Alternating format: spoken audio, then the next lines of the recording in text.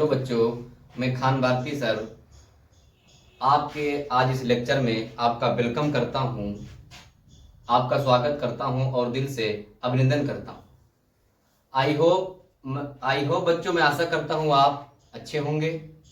बच्चों, आज की जो टॉपिक है वो है डाइजेशन एंड एब्जॉर्प्शन।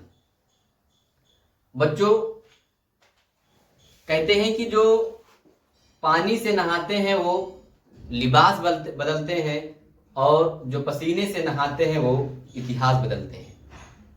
आपको इस टॉपिक को इतने अच्छे से पढ़ना है कि लाइन टू लाइन आपको क्रिस्टल कर देना है और हर लाइन को आप लव यू लाइन मानेंगे और हर टॉपिक को आप लव यू टॉपिक मानेंगे। बच्चों, जैसा कि आप जानते हो कि आप डेली ईटिंग करते हो, डेली आप फूड को खाते हो, तो क्या आपने कभी सोचा कि हमारे बॉडी के अंदर फूड का डाइजेशन कैसे होता है? आज आपको हम बताएंगे कि फूड का डाइजेशन कैसे होता है। बच्चों, नेचर ने हमारे बॉडी के अंदर अनेक प्रकार के ग्लैंड को बनाया है और उन्हीं ग्लैंड के माध्यम से हमारे फूड का डाइजेशन होता है और हमारे बॉडी के अंदर एंजाइम है जो कि फूड को डाइजेशन करवाने के लिए रिस्पॉन्सिबल है, जिम्मेदार है। बच्चों, डाइजेशन जो होता है कॉम्प्लेक्स सब्सटेंस को सिंपल सब्सटेंस में बदलना ही डाइजेशन कहलाता है। कोई चीज कॉम्प्लेक्स आपके पास है, उसको वाटर और एंजाइम के माध्यम से उसको सिंपल भाग में तोड़ना ही डाइजेशन कहलाता है। कॉम्प्लेक्स सब्सटेंस को क्या करें, उसको वाटर और एंजाइम के माध्यम से सिंपल में तोड़ दें, वही डाइजेशन कहलाता है। तो बच्चों, आज हम लोग डाइजेशन को पढ़ेंगे और उसको क्रिस्टल क्लियर करेंगे। तो बच्चों, आपकी जो टॉपिक है वो है ह्यूमन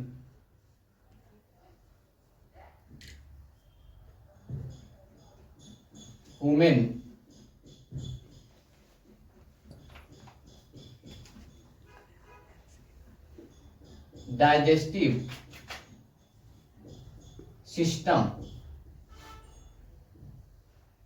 ह्यूमन डाइजेस्टिव सिस्टम, जैसा कि हमने बताया बच्चों आपको कि कॉम्प्लेक्स सब्सटेंस को वाटर और एंजाइम के माध्यम से सिंपल फॉर्म में बनाना डाइजेशन कहलाता है। तो यहां पर हम लिख देते हैं पहला पॉइंट कि कॉम्प्लेक्स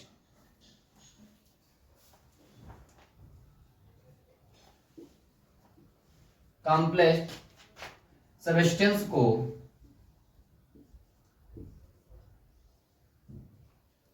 वाटर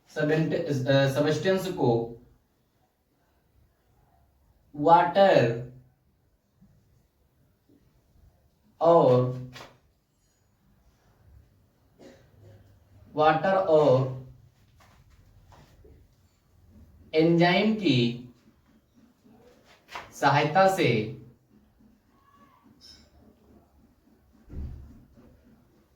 एंजाइम की सहायता से सिंपल बनाना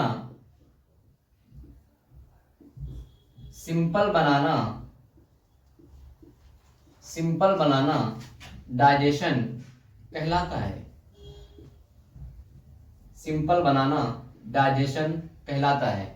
तो ये आपने पढ़ा कि कॉम्प्लेक्स सब्सटेंस को वाटर और एंजाइम की सहायता से सिंपल बनाना डाइजेशन कहलाता है। तो अब सिंपल कैसे बनेगा, तो एग्जांपल आप देख लीजिए कि एग्जांपल के तौर पर आपके पास क्या है, स्टार्च है। क्या है? स्टार्च। स्टार्च आपका क्या है, ये कॉम्प्लेक्स है। क्या है आपका, ये कॉम्प्लेक्स है। स्टार्च बेटा पाया किसमें जाता है, ये पाया जाता है आलू के अंदर। बहुत सारे पदार्थ हैं जिसके अंदर पाया जाता है, हम सिर्फ आलू का जिक्र करते हैं यहाँ पर। स्टार्च और स्टार्च को क्या करना, सिंपल फॉर्म में बदलेंगे तो ये क्या बन जाएगा, ग्लूकोज। क्या बन जाएगा, ग्लूकोज। तो आपके पास ग्लूकोज क्या है, सिंपल फॉर्म है। क्या है ये, सिंपल है। तो यहां पर आपने एग्जांपल देखा कि स्टार्च को आपने ग्लूकोज बना लिया, तो स्टार्च पहले क्या था आपके पास, ये कॉम्प्लेक्स था। क्या था, ये कॉम्प्लेक्स था। और इसको सिंपल कैसे बनाया गया, इसको एंजाइम और वाटर के माध्यम से क्या बनाया गया, सिंपल बनाया गया। बेटा जब कोई चीज कॉम्प्लेक्स से सिंपल बनती है तो जो चीज याद रखना, उसको कहते हैं कैटाबोलिज्म। क्या कहते हैं, कैटाबोलिज्म। कोई चीज अगर सिंपल कॉम्प्लेक्स से सिंपल में बदल रही है तो उसको हम लोग क्या कहते हैं, कैटाबोलिज्म। कोई चीज अगर आपके पास है वो कॉम्प्लेक्स से सिंपल में बदल रही है तो क्या कहलाएगी, वो कैटाबोलिज्म। और इसका अपोजिट होता है, अपोजिट। सिंपल को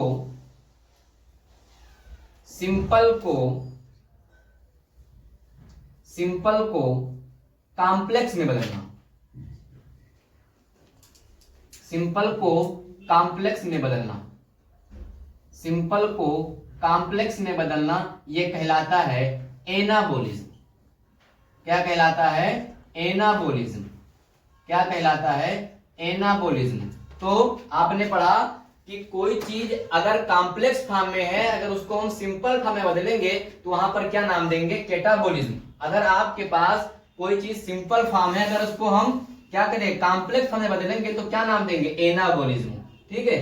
तो ये आपने पढ़ा कि कॉम्प्लेक्स सब्सटेंस को वाटर और एंजाइम की सहायता से हम लोग वाटर और एंजाइम की सहायता से सिंपल बनाना क्या कहलाता है, डाइजेशन। जैसे कि हमने एक गुलाब जामुन को खाया, तो आपने कभी सोचा कि गुलाब जामुन बॉडी के अंदर गया तो क्या होगा, उसका डाइजेशन होगा। पहले जब माउथ के अंदर जाएगा तो उसका क्या होगा, जब माउथ के अंदर उसको हम क्या करेंगे, बाइटिंग करेंगे। माउथ के अंदर उसको हम जब बाइटिंग करेंगे, माउथ के अंदर जब उसको हम बाइटिंग करेंगे गुलाब जामुन को या कोई फूड सब्सटेंस हो, ठीक है, ठीक, तो वो कहलाएगा मैकेनिकल,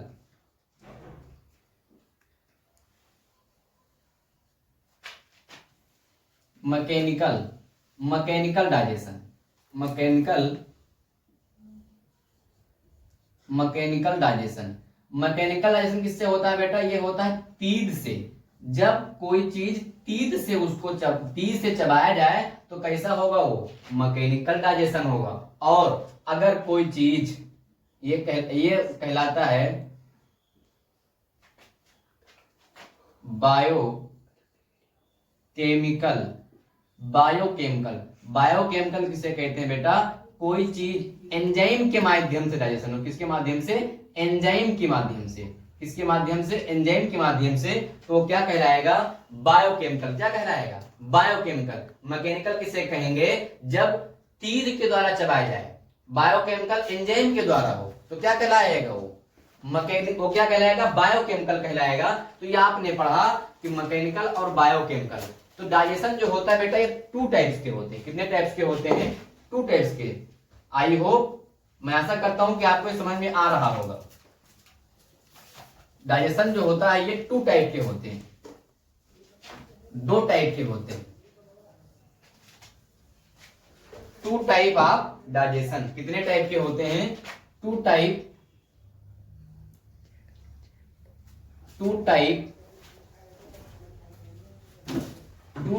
ऑफ डाइजेशन। 2 प्रकार के डाइजेशन होते हैं। कितने प्रकार के, 2 प्रकार के डाइजेशन होते हैं। आइए देख लेते हैं कौन कौन होते हैं। एक तो हो गया इंट्रासेलुलर डाइजेशन। कौन सा, इंट्रासेलुलर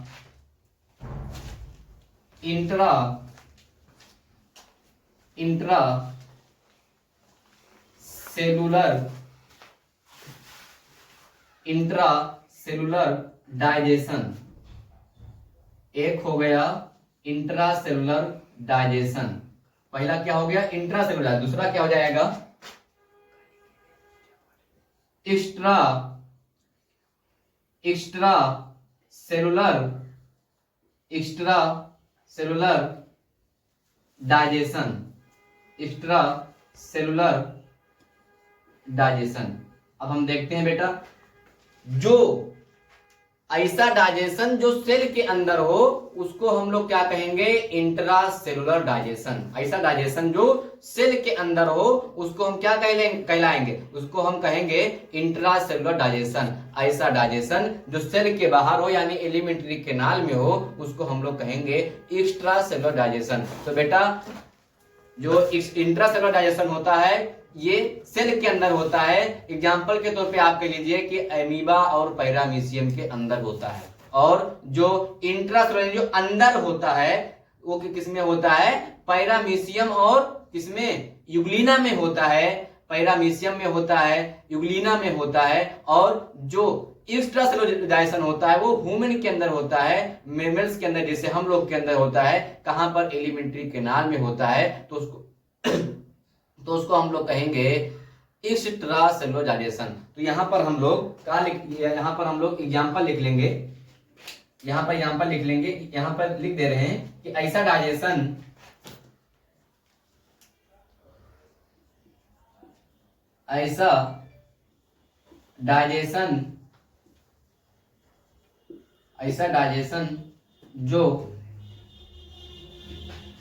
जो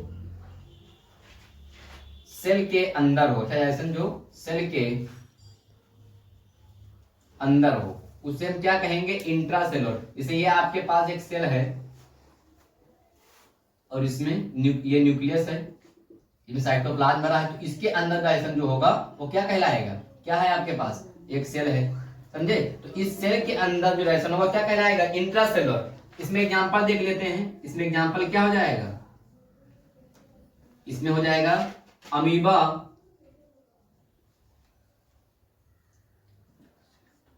पैरामीशियम। अगर हम इसमें देखें ऐसा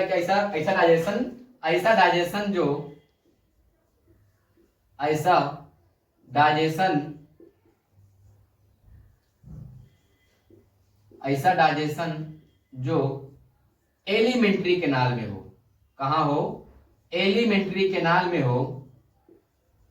ऐसा डाइजेशन जो एलिमेंट्री कैनाल में हो उसे हम क्या कहेंगे, एलिमेंट्री कैनाल में हो तो उसे हम क्या कहेंगे, इंट्रासेलुलर डाइजेशन। एग्जाम्पल में क्या हो जाएगा, ह्यूमन।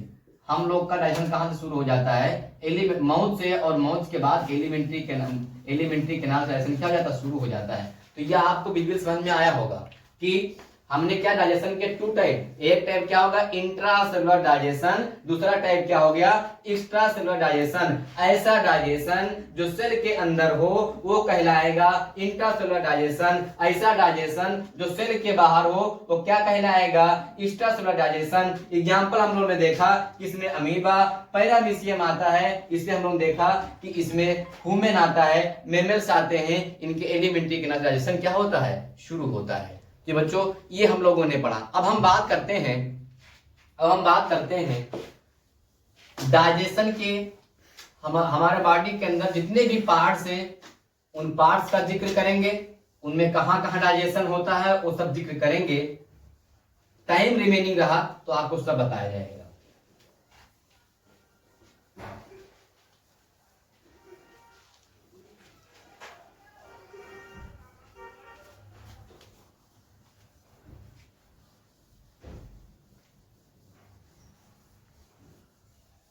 तो बच्चों यही चीज हम पढ़ रहे हैं कि ह्यूमन डाइजेस्टिव सिस्टम। फिर से लिख रहे हैं हम, human digestive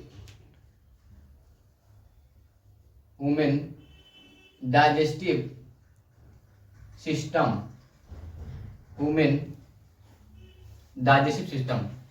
human digestive system को हम लोग बेटा तोड़ते हैं दो भागों में। इसको हम लोग तोड़ते हैं दो भागों में।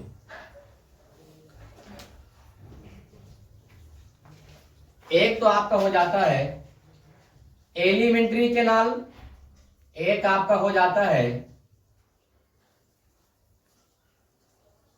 एलिमेंट्री कैनाल, और दूसरा आपका हो जाता है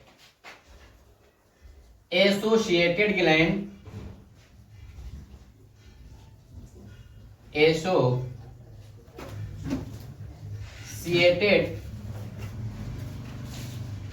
एसोसिएटेड ग्लैंड, या एक नाम से और जानते हैं डाइजेस्टिव ग्लैंड के नाम से भी जानते हैं। तो बेटा एलिमेंट्री कैनाल जो होता है, एलिमेंट्री कैनाल होता है 30 फीट, ध्यान रखना ये 30 फीट ORR 9 मीटर की होती है। कितने मीटर की? 30 फीट या 9 मीटर की होती है। इतनी बड़ी एलिमेंट्री कैनाल होती है, 30 फीट या 9 मीटर की आप एलिमेंट्री कैनाल होती है। तो हम लोग जानते हैं एलिमेंट्री कैनाल के पार्ट्स। बच्चों अब एलिमेंट्री कैनाल के पार्ट्स हम पढ़ेंगे। एलिमेंट्री कैनाल्स में जो पहला पार्ट आता है उसका नाम है माउथ, उसका नाम है माउथ। ये पहला पार्ट आ गया। माउथ के बाद में आता है दूसरा पार्ट वेस्टिब्यूल, वेस्टिब्यूल। माउथ के बाद में दूसरा पार्ट आता है वेस्टिब्यूल, और इसके बाद में तीसरा पार्ट इसमें आता है बक्कल कैविटी, बक्कल कैविटी। तीसरा पार्ट इसमें आता है बक्कल कैविटी। बेटा बक्कल कैविटी को हम लोग तोड़ते हैं 3 पार्ट्स में। पहला पार्ट इसका हो जाता है प्लेट, प्लेट बताया जाएगा भी आपको, और दूसरा पार्ट इसका हो जाता है टंग, जिसको आप जीभ कहते हो, और तीसरा पार्ट इसका हो जाता है टीथ। ये आता है किसमें? बक्कल कैविटी के अंदर। ये क्या हम लोग का बक्कल कैविटी क्या है? ये बक्कल कैविटी, और बक्कल कैविटी के अंदर ये सारे पार्ट्स इसमें आते हैं। तो प्लेट में क्या आता है? प्लेट में दो, एक होता है हार्ड प्लेट और एक होता है सॉफ्ट प्लेट। हार्ड प्लेट जो कठोर प्लेट होती है, एक होता है सॉफ्ट प्लेट, हार्ड प्लेट और सॉफ्ट प्लेट। और बेटा इसी सॉफ्ट प्लेट में लगा होता है वल्वा। क्या लगा होता है? वल्वा। ये यहाँ पर एलिमेंट्री कैनाल के यहाँ अंदर लगा होता है वल्वा, जिसको आमतौर से लोग कहते हैं कौवा है। क्या है? कौवा है। समझे नहीं समझे? ये क्या करता है? विंड पाइप में क्या करता है? जब हम लोग ईटिंग करते हैं तो विंड पाइप को क्या करेगा? ये ढक लेता है। अगर ये ना ढके तो अगर कोई फूड पार्टिकल अगर विंड पाइप में चला गया तो आमतौर से कहते हैं क्या उसू चढ़ गया। कब चढ़ता है? इसीलिए मना किया जाता है कि बेटा खाना खाने के समय नहीं बोलना चाहिए। खाना खाने के समय अगर आप बोलेंगे तो फिर क्या होगा? वल्वा आपका जो होगा वो हट जाएगा, और फूड पार्टिकल का छोटा सा पार्ट अगर पहुंच गया तो फिर आप छींकने लगते हैं, खांसने लगते हैं। ठीक है, तो खाना खाने के, और बेटा डाइजेशन हम पढ़ रहे हैं तो उसमें एक बात हम लोग को और ये समझना, हम बार बार कहते हैं कि जब भी हम खाना खाएं उससे हम लोग को 40 मिनट पहले हम लोग को वाटर पी लेना चाहिए, पानी पी लेना चाहिए। खाना खाने से पहले 40 मिनट पहले हम लोग को पानी पी लेना चाहिए, और खाना खाने के बाद कम से कम आधा घंटा के बाद हम लोग पानी पिए। अगर हम ऐसा नहीं करते हैं तो फिर जब हम लोग को भूख लगती है तो HCl का, रेनिन एंजाइम का, पेप्सिन एंजाइम, इतनी सब एंजाइम है, इन सब एंजाइमों का पेट में आग जलती है। क्या जलती है? आग जलती है। और जब हम पानी पी लेते हैं तो क्या होती है? आग बुझ जाती है। क्या होती है? आग बुझ जाती है। इसलिए जब खाना हम खाते हैं तो वो खाना क्या होता है? सड़ जाता है, पचता नहीं है। तो किसी को गैस्ट्रिक की दिक्कत हो जाती है, अनेक प्रकार के रोगों से वो ग्रसित हो जाता है, अनेक प्रकार के उसको डिजीज हो जाते हैं। यही कारण है। दूसरा कारण ये है कि बहुत लोग होते हैं जो खड़े होकर पानी पीते हैं। कैसे? खड़े होकर पानी पीते हैं। खड़े होकर पानी से बहुत सारी कमी आती है, जैसे कि ये नी है, इन नी में जोड़ों में दर्द होना, यहाँ पर एक मेम्ब्रेन होती है, मेम्ब्रेन क्या होती है? वो खत्म हो जाती है। तो कभी भी खड़े होकर पानी ना पिए। और जब हम भूख लगती है हमको और हम पानी पी लेते हैं, या खाना खाने से पहले पानी पी लिया या फिर खाना खाने के बाद पानी पी लिया, तो HCl क्या होगा? HCl एक्टिव होगा। और एक्सेल एक्टिव होगा डाइजेशन करने के लिए, हाइड्रोक्लोरिक लिक्विड क्या होगा, एक्टिव होगा डाइजेशन कराने के लिए, और जब पानी पी लेंगे तो वो HCl क्या होगा आपका डाइल्यूट हो जाएगा, और जब HCl डाइल्यूट हो जाएगा तो फिर वो काम नहीं करेगा, तो आपका खाना जो पेट में जाएगा वो सड़ जाएगा, ना कि वो डाइजेशन होगा। तो कभी भी ध्यान रखें, अगर आप खाना खा रहे हैं तो उससे 10-15 मिनट, 20 मिनट, 25 मिनट, 40 मिनट, जितना आपके पास टाइमिंग रिमेनिंग रहे पानी पी ले, और कम से कम आधा घंटे के बाद खाना खा के पानी पीना चाहिए। तो इतना पार्ट हम लोगों ने बेटा पढ़ा। साफ पैड वोल्वा आप जान गए। तीसरा चौथा पार्ट इसमें है फायरिंग्स। क्या है, फायरिंग्स। फायरिंग्स में भी 3 पार्ट आते हैं।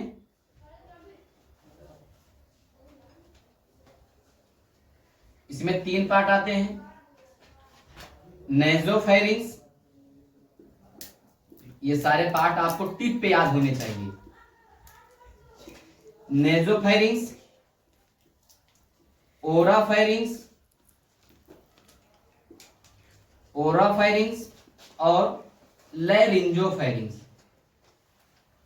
लैरिंजोफायरिंग्स, लैरिंजोफायरिंग्स ये हो गया। फिर माउथ हो गया, वेस्टिब्यूल हो गया, बक्कल कैविटी, फायरिंग्स। पांचवा पार्ट आपका आता है ईसोफाइगस। ईसोफाइगस, ईसोफाइगस। और ईसोफाइगस के बाद आपका आता है छठा पार्ट स्टमक। क्या आता है, स्टमक। क्या आता है, स्टमक। क्या आता है, स्टमक। स्टमक के आप जानते हो इसके होते हैं 5 पार्ट्स। कितने पार्ट्स होते हैं इसके, 5 पार्ट होते हैं। पहले को हम लोग कहते हैं कार्डियक, दूसरा पार्ट होता है फंडस,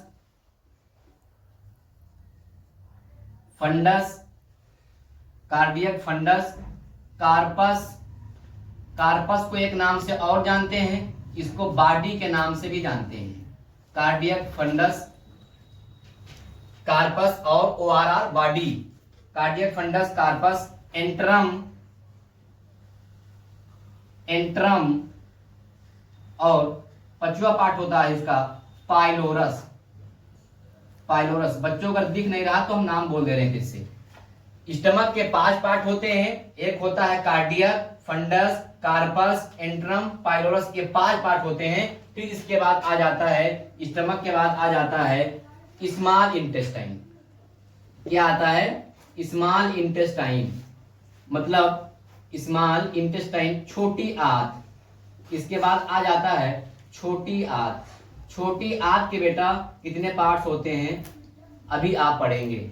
छोटी आंत के होते हैं डियोडिनम,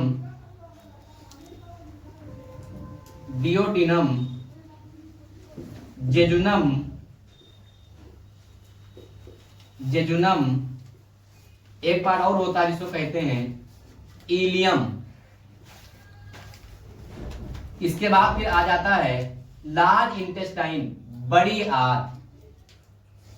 लार्ज इंटेस्टाइन,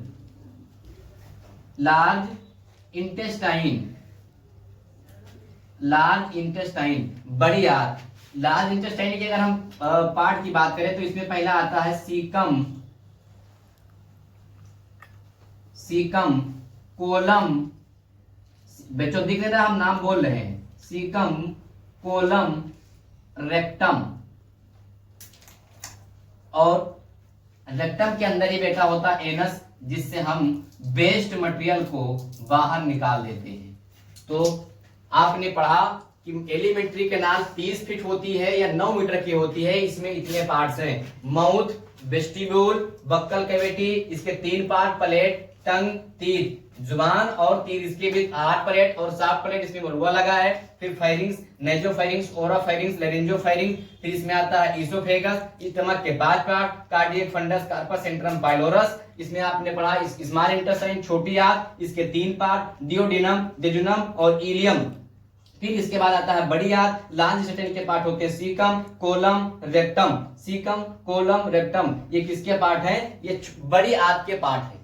इसके बाद आता है बेटा एसोसिएटेड ग्लैंड में, पहले हम लोग पढ़ते हैं डाइजेस्टिव ग्लैंड में। जिसको कहते हो आप लोग सलाइवरी ग्लैंड।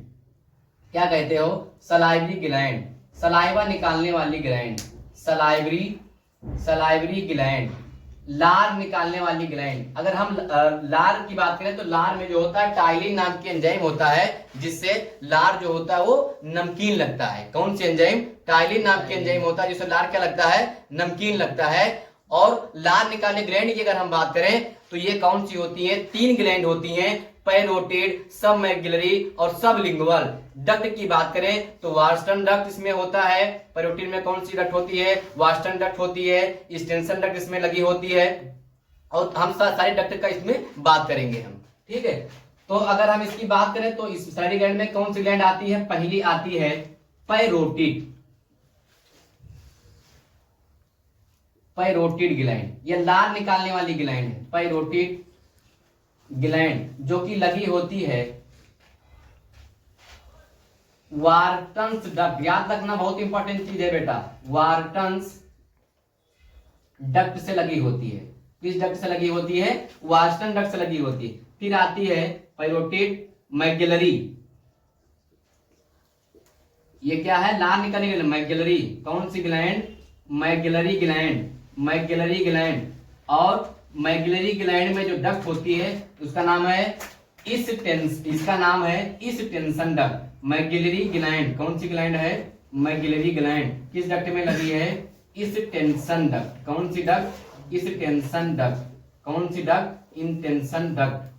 इस टेंशन डक्ट में ये लगी होती है। फिर इसके बाद में बात करें हम सब मैग्युलरी, सब मैग्युलरी, सब मैग्युलरी, सब मैग्युलरी, सब मैग्युलरी लगी होती है रिवीनस डक्ट। किस डक्ट में? रिवीनस डक्ट। रिवीनस डक्ट किस डक्ट में? रिवीनस डक्ट में लगी होती। इसके बाद फिर इसमें आ जाता है गैस्ट्रिक ग्लैंड,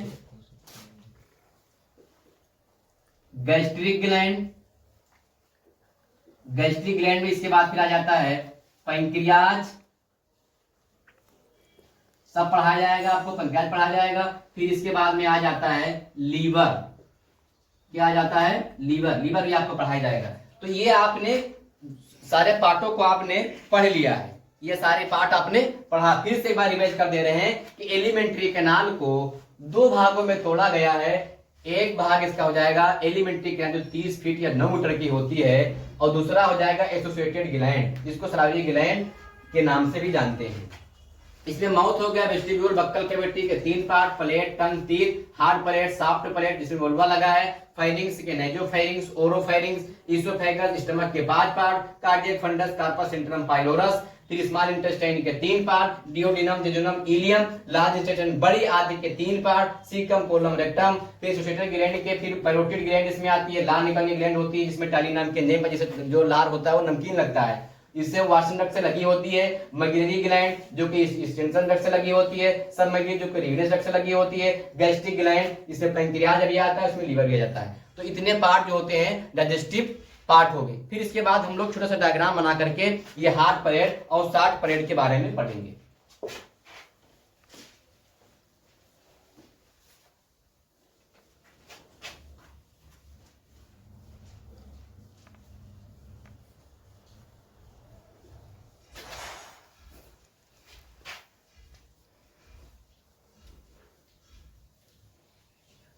अब हम लोग देखते हैं हार्ड और सॉफ्ट प्लेट। तो ये छोटा सा डायग्राम हम लोग ड्रा करते हैं बेटा।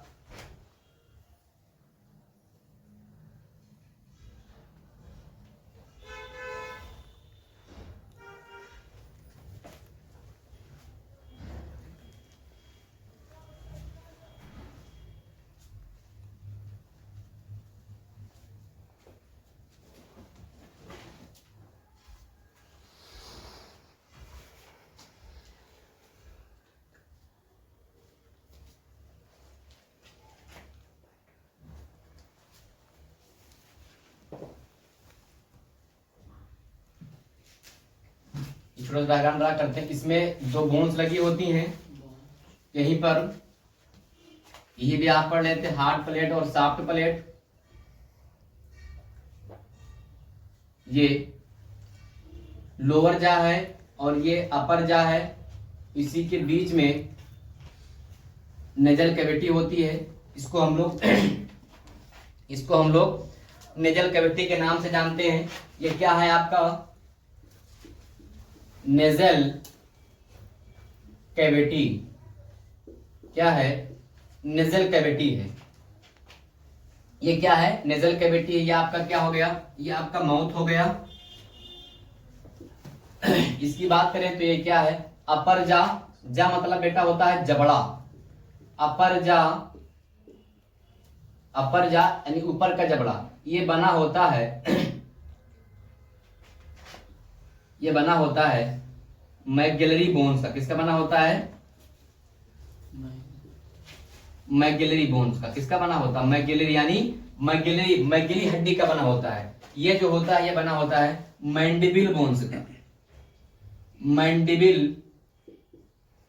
मैंडिबिल बोन्स का। बहुत सॉलिड बोन होती है ये। जबड़ा की जो हड्डी होती है बहुत मजबूत हड्डी होती है। जबड़ा की जो बोन्स होती है क्या होती है बहुत मजबूत हड्डी होती है, टूटती नहीं है। और ये मैगेलरी बोन या मैंडिबल बोन ये बनी होती है कैल्शियम कार्बोनेट की बनी होती है। किसकी बनी होती है कैल्शियम कार्बोनेट की बनी होती है। इसके अंदर दो पाइप होते हैं इस टाइप के, जो भी आप पढ़ेंगे इसको अभी आप इसको आप पढ़ेंगे एलिमेंट्री कैनाल विंड पाइप के रूप में। ठीक, तो ये आपने पढ़ा। इतने पार्ट इसमें होते हैं, बहुत सारे पार्ट से आगे हम जिक्र करेंगे। आपने जब भोजन को अंदर इंटर किया, ये फूड पार्टिकल को हैंड की सहायता से जब आपने इसको अंदर इंटर, समझना यहाँ, इसको आपने जब इंटर किया तो अभी आपने पढ़ा है मैकेनिकल डाइजेशन। ऐसा डाइजेशन जो टीथ के द्वारा हो, दांतों के द्वारा हो, वो क्या कहलाएगा मैकेनिकल डाइजेशन। जो फूड क्या है ये फूड अंदर इंटर कर गया, और जब इंटर कर गया दांतों ने क्या किया इसको पीसा, दांतों ने क्या किया इसको पीसा, और पीसने के बाद फिर बायोकेमिकल कहेंगे। जो इसके अंदर क्या है, इसके अंदर जो टीथ लगे हैं, और उसके बाद जो सलाइवी ग्लैंड है, पैरोटिड, सब मैगेलरी, सब लिंगुअल, क्या करेंगे एंजाइम निकालेंगे, और वो भोजन पीसने के बाद, पीसने के दांत incisor molar pre molar canine होते हैं, बाद में किया जाएगा, कौन दांत इनको पीसेंगे। फिर उसको पीसने के बाद क्या करेंगे वो एंजाइम, वो टाइलिन क्या करेगा इसमें मिल जाएगा, तो उसको हम लोग नाम देंगे बेटा, क्या नाम देंगे। ये भोजन यहाँ आकर क्या होगा, जब यहाँ मिल गया, पीसा गया और एंजाइम से मिल गया, तो उसको हम लोग नाम देंगे बोलस। क्या नाम देंगे बोलस। क्या नाम देंगे उसको हम लोग बोलस देंगे। बहुत इंपॉर्टेंट, बोलस किसे कहते हैं, ऐसा फूड पार्टिकल जो क्या अंदर एंट्री हो हैंड के द्वारा और दांतों के द्वारा चबाया जाए, और जब उसमें एंजाइम मिल जाएंगे, और जब उसके अंदर एंजाइम मिल जाएंगे तो हम लोग क्या कहेंगे उसको बोलस। और ये बोलस जब अंदर इंटर करेगा तो वहां पर एक इसको स्फिंक्टर मिलेगा, जिसको कहेंगे गैस्ट्रिक स्फिंक्टर। क्या कहेंगे उसको गैस्ट्रोइस्फिंजियल स्फिंक्टर। क्या कहेंगे उसको गैस्ट्रोइस्फिंजियल स्फिंक्टर। और एक होता है वो ऐसे होता है ट्यूब, और क्या कहेंगे उसको स्फिंक्टर बोलेंगे। जब अंदर स्टमक में जाना होगा तो उसको पहले इसको मिला होगा स्फिंक्टर से, और स्फिंक्टर इसको अंदर एंट्री करवाएगा, उसको कहेंगे गैस्ट्रोइस्फिंजियल स्फिंक्टर। और जब ये बोलस पेट के अंदर चला जाएगा, स्टमक के अंदर चला जाएगा, और जब इसमें स्टमक के जो जूस हैं, इसमें गैस्ट्रिक ग्लैंड के जो जूस हैं, जो एंजाइम हैं, इसमें मिल जाएंगे, तो उसको बोलेंगे काइम। क्या बोलेंगे उसको काइम। तो बोलस किसे कहेंगे, बोलस उसे कहेंगे जब इसके अंदर सलाइवा मिल जाए, इसके अंदर एंजाइम जो भी टाइलिन एंजाइम मिल जाए तो उसको कहेंगे बोलस। और जब ये स्टमक के अंदर इंटर करेगा और गैस्ट्रिक ग्लैंड के जो भी एंजाइम है, गैस्ट्रिक ग्लैंड के जो भी एंजाइम उसमें मिल जाएंगे तो उसको हम बोलेंगे काइम। और इससे जब नीचे उतरेगा तो इसको मिलेगा पाइलोरिक स्फिंक्टर, और पाइलोरिक स्फिंक्टर से नीचे उतरेगा तो इसको मिलेगा स्मॉल इंटेस्टाइन। और स्मॉल इंटेस्टाइन जो होगा, स्मॉल इंटेस्टाइन यानी इंटेस्टाइनल जूस के साथ जब भोजन मिल जाएगा तो वो कहलाएगा काइल। क्या कहलाएगा, काइल कहलाएगा। तो आपको बाद में बताया जाएगा। तो यहां तक आपने क्या सीखा है कि बोलस इंटर किया, ये फूड अंदर किया तो बोलस बना, स्टमक में पहुंचा तो काइम बना, और आंतों में पहुंचा, इंटेस्टाइन में पहुंचा तो बन गया काइम। तो बच्चों ये आज आपको डाइजेशन बताया गया, ये फर्स्ट लेक्चर आपका था, तो इसमें आपको डाइजेशन की पूरी डीपली कहानी आपको बताई गई, ग्लैंडों के बारे में बताया गया। मैं आशा करता हूं कि आपको ये चीज समझ में आया होगा। और